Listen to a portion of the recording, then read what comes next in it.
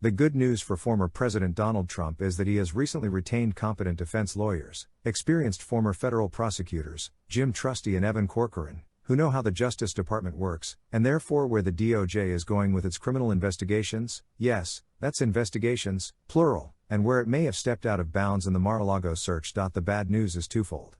First, the starters have been brought into the game belatedly. Consequently, although the relief the former president is seeking in the motion he filed in Florida federal court on Monday is eminently reasonable, he may have waited too long for some of it to do him much good. Second, Trump being Trump, the motion is part political propaganda document, indulging throughout the fantasy that he is still the chief executive.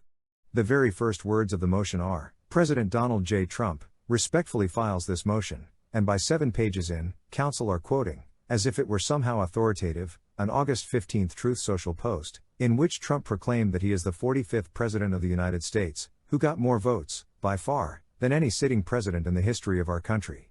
This may set them swooning at Club 45 USA, but it probably won't amuse Judge Aileen M. Cannon, the Trump appointee to whom the motion has been assigned. To be clear, Trump's motion is different from the motion filed by news agencies for disclosure of the probable cause affidavit supporting the Mar-a-Lago search, the matter in which Magistrate Judge Bruce Reinhart has ordered the Justice Department, 2 days from now, to propose a redacted version of the affidavit that could potentially be made public.